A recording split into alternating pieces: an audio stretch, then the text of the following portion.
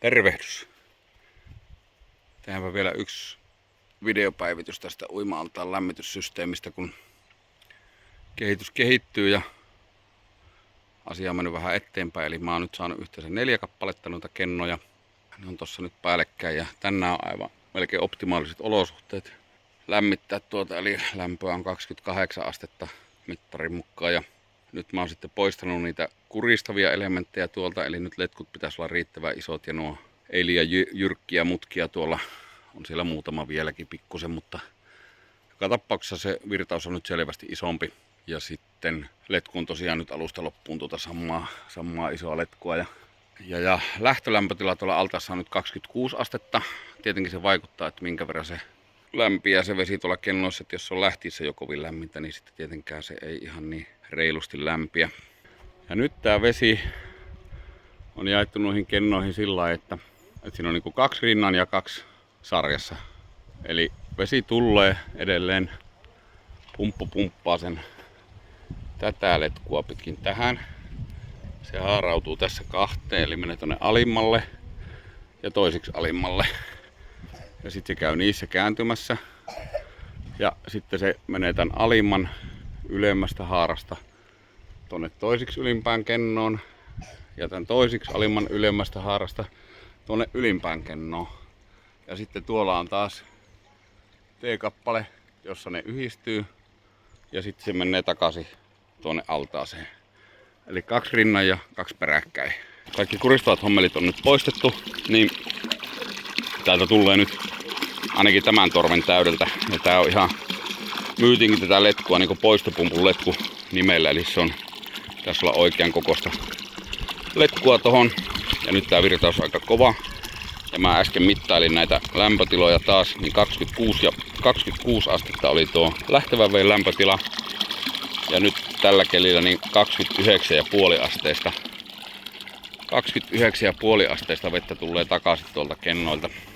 Mä en jaksa mitään ämpäritestiä alkaa tekemään sitä tehon selvittämistä varten, mutta mä kaivoin tuosta pumpusta tietoa, niin sen speksien mukaan sen pumpun kapasiteetti on 800 litraa tunnissa.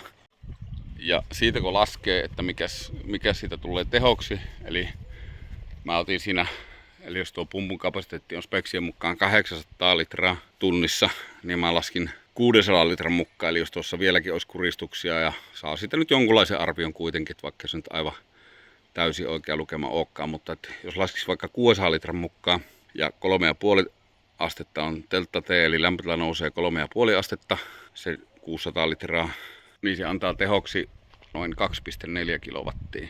Ja jos laskee sillä 800 litralla, mikä on tuon pumpun teoreettinen maksimikapasiteetti, niin sillä se antaa tehoksi 3,2 kilowattia.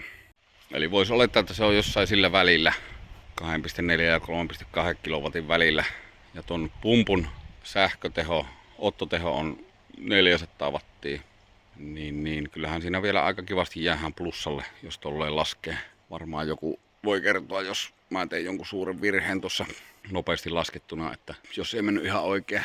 Mutta kyllä tuo nyt lämpöä kuitenkin antaa ja allas lämpiää mukavasti ja ehkä voisi ensi kesän projekti olla, että virittäisi tuohon jonkun lasin tai pleksin tuohon päälle, että se saisi vielä enemmän, niin se lämpö jäisi niin kuin tuonne, niin se voisi vielä parantaa, mutta olen mä aika tyytyväinen tähänkin, että se selkeästi on niin kuin lämpimämpää se vesi, mikä tuolta tulee ja nyt kun porottaa tähän oikein komiasti, niin hyvin tämä toimii ja onhan tää nyt ehkä, nuo letkut on vieläkin vähän tommoset rytöilejän näköiset, no kennothan mun mielestä on aika lailla ihan niin kuin tommoset kohtuu siistin näköiset, jos vertaa siihen ihan ensimmäiseen viritelmään, niin tämähän on jo varsin tehdyn näköinen. Ja nyt kun alkaa olla lämpötilat tuolla altaassa, kun mä pari tuntia tuossa vielä hyrskytän, niin päästään johonkin 2,7, niin uskaltaa ehkä itsekin ekaa kertaa altaaseen. No ei oo mä oikeasti uinut, mutta mukavampihan se on mennä, kun on lämpimämpää vettä.